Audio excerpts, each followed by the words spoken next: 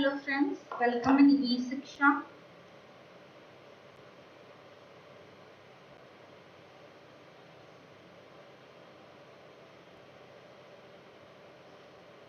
Okay, so let's start Mission Net JRF. Sorry, इसमें जून लिखा रह गया. 2021. So paper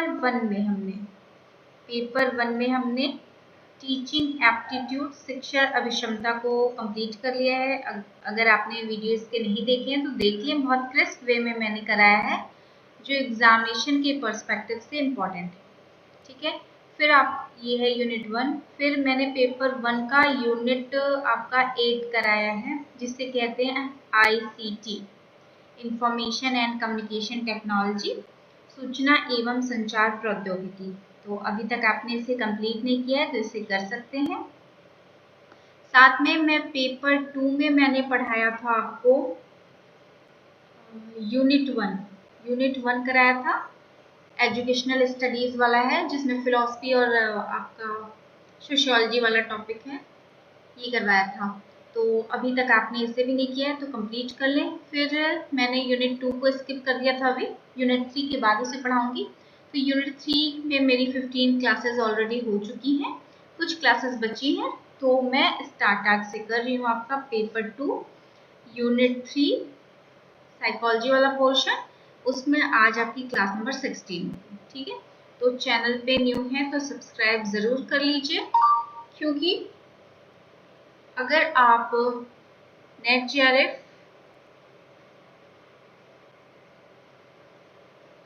TGT education, UPHESC education और साथ में टेट CTET की प्रिपरेशन कर रहे हैं तो आपके लिए चैनल बहुत बेनिफिशियल होगा, इसलिए इसे सब्सक्राइब कर लें. शेयर ज़रूर करें उन फ्रेंड्स को जो इन सब चीज़ों की प्रिपरेशन कर रहे हैं. क्लास को ज्वाइन करना चाहते हैं तो आप इस नंबर पे मुझे व्हाट्सएप कर सकते हैं. तो चलिए आज यूनिट 3 का क्लास नंबर 16 हम करते हैं. बहुत ही इम्पोर्टेंट मैं आपको पढ़ाने जा रही हूँ. ज्ञानी का नाम आपने सुना होगा, है ना. तो अभी जो मैं पढ़ाने जा रही हूँ वो है, एक सेकेंड, सिलेबस मैंने आपका जो यूनिट 1 था यूनिट 2 था वो ये सॉरी पार्ट यूनिट 3 का पार्ट 1 पार्ट बी करा दिया था. मैं पार्ट सी करवा रही हूँ जिसमें आपका लर्निंग वाला पोर्शन है. तो अभी लर्निंग होती क्या है कि आप सभी जानते हो, सीखना. इसे कहते हैं मॉडिफिकेशन ऑफ बिहेवियर, यानी कि हमारे जो व्यवहार में परिवर्तन होता है किसी चीज के द्वारा, किसी एक्सपीरियंस के द्वारा, तो उसे ही हम कहते हैं लर्निंग. ठीक है, तो ये क्वेश्चन तो आने वाला नहीं है. अभी हम पढ़ेंगे सबसे पहले टाइप्स या फिर आप इसे कह सकते हैं, सॉरी,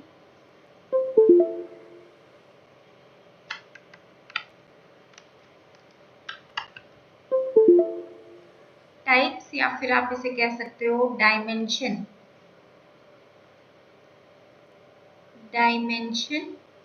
ऑफ लर्निंग. और हम ये पढ़ेंगे types and dimension of learning का मतलब होता है अधिगम के प्रकार, और या फिर अधिगम के प्रकार या आयाम. तो हमें अधिगम के प्रकार या आयाम पढ़ने हैं, वो भी किसके द्वारा, आपके ज्ञानी के द्वारा. जो आपके ज्ञानी महोदय हैं उन्होंने जो दिए हैं उनके द्वारा ये टाइप्स और डायमेंशन को हमें पढ़ना है. ठीक है, और ये मैं आपको बता दूं कि जो आपके ब्लूम थे, क्रथवॉल थे, इन्होंने जो आपका पेपर 1 में मैंने आपको पढ़ाया था टीचिंग एप्टीट्यूड में कि ब्लूम और क्रथवाल ने जो आपके लर्निंग के का क्लासिफिकेशन किया था वो उसके रिजल्ट के आधार पे किया था, है ना, प्रतिफल के आधार पर किया था. पर इन्होंने क्या किया है, ज्ञानी ने अधिगम के प्रकार को बताया है, टाइप्स को बताया, कितने प्रकार के अधिगम होते हैं, आयाम क्या होते हैं अधिगम की, ये बताया आपके ज्ञानी ने। और ज्ञानी ने ये अपनी एक बुक थी इनकी, द कंडीशंस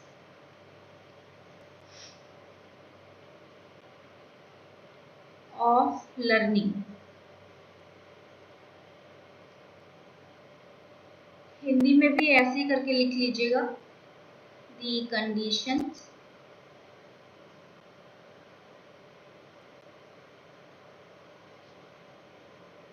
ऑफ लर्निंग, ये इनकी बुक थी, इन्होंने लर्निंग सॉरी, ये इन्होंने बुक लिखी थी और इसमें इन्होंने 8 टाइप्स के लर्निंग के प्रकार या आयाम को बताया, 8 टाइप्स के। अब मैं आपको बता दूं, इस बुक से क्वेश्चन पूछा जा सकता है कि ये बुक किसकी है, ठीक है। और दूसरी बात, जो इन्होंने टाइप्स बताए हैं, 8 प्रकार बताए हैं, 8 डायमेंशन बताए हैं, उसको सीरियल वाइज कभी कभी लगाने को आ जाता है आपका, इन 8 प्रकारों को सीरियल से लगाने को आता है। या दूसरा क्वेश्चन जो इससे आता है वो आपका आता है कि, एक सेकेंड, इसमें सबसे हाईएस्ट लर्निंग कौन है, लोएस्ट लर्निंग कौन है, ये आता है। तो इतना हम समझ गए, तो आगे बढ़ते हैं।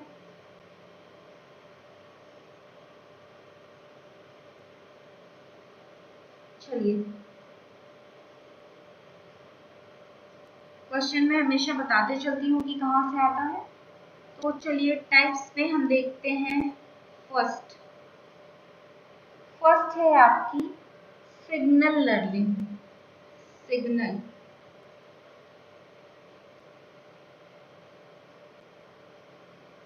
एक बार लर्निंग बोल दे रही हूँ, बार बार इसे लिखूंगी नहीं। सिग्नल लर्निंग को हम कहते हैं संकेत अधिगम, ठीक है, संकेत अधिगम। फिर है आपका दूसरा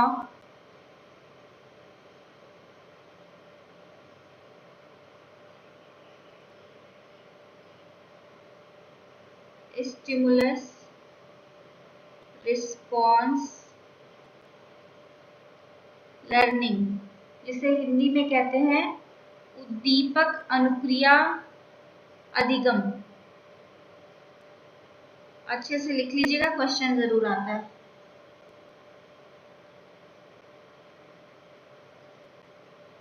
बहुत टफ कोई क्वेश्चन आ गया, वो छूट जाए तो समझ में आता है, बट जो इजी है, जो हम पढ़ सकते हैं, वो छूटता है ना, तो बहुत खराब बात होती है। Signal learning, stimulus response learning. फिर है आपका third number chain learning, chain learning को कहते हैं श्रृंखला अधिगम। अच्छे से इसे लिख लीजिएगा, श्रृंखला अधिगम। फिर है आपका वर्बल और एसोसिएशन लर्निंग,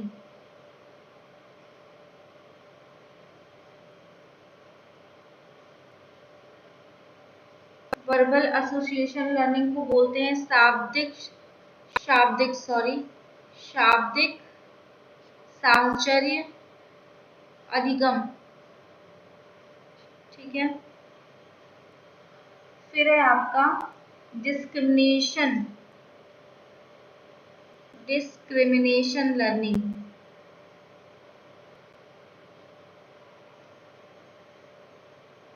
इसे कहते हैं विभेदात्मक अधिगम।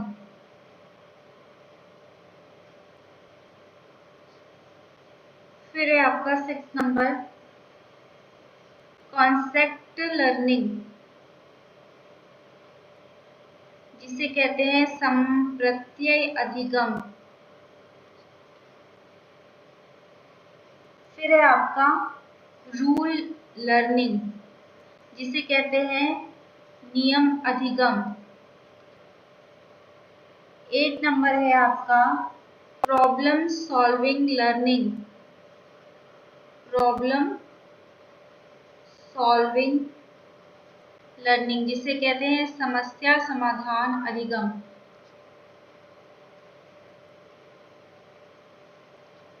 ठीक है, तो अब मैं आपको बता दूं कि सबसे पहले आपसे क्वेश्चन पूछा जा सकता है, इसे लाइन में लगाइए। अब लाइन में लगाने के लिए मैं हिंदी वाले बच्चों से भी यही कहूंगी कि इसका इंग्लिश वाला ही नाम याद रखें, क्योंकि मेरे पास एक छोटा सा इसका मेनेमोनिक है, जिसे कह सकते हैं, जिसके आधार पे आप इसको याद रख सकते हैं। तो वो है, देखिए मैं यहाँ लिख दे रही हूँ, SSCVDCRP।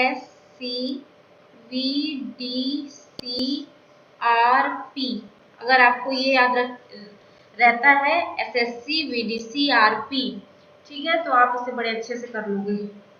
S for signal learning, stimulus response learning, chain learning, verbal association learning, discrimination, concept, rule, problem solving, ये ठीक है। अब दूसरी चीज आपको इससे एक चीज याद रहेगी कि सबसे छोटा कौन सा है, तो सबसे पहले हमने इसका नाम लिया, यानी कि सिग्नल लर्निंग सबसे छोटी लर्निंग होती है, सबसे लोएस्ट लर्निंग होती है। सबसे बड़ी हाईएस्ट लर्निंग कौन होती है, लास्ट में हमने इसका नाम लिया था, तो ये होती है। देखिए कोड कितना काम आ रहा है ना। तो ये इस तरीके से ये 2 क्वेश्चन बन जाएगा, तो आप कर लोगे। फिर तीसरा मैं बता दूं, यहाँ से पूछा जाता है एक चीज कि जो आपका स्टिमुलस रिस्पॉन्स है ये किससे रिलेटेड है, तो ये जो आपका SR है, ठीक है, स्टिमुलस और R, ये आपके BF स्किनर महोदय जो हैं, नाम आपने सुना होगा, उनकी जो लर्निंग की थ्योरी है, तो ये उनकी लर्निंग की थ्योरी से ये वाला रिलेटेड है। इतना क्वेश्चन इससे बन सकता है, जो कि मैंने आपको करा दिया, इससे बाकी क्वेश्चन बना नहीं है, तो इसको अच्छे से कर लीजिएगा। ठीक है, तो मिलते हैं फिर नेक्स्ट लेक्चर में।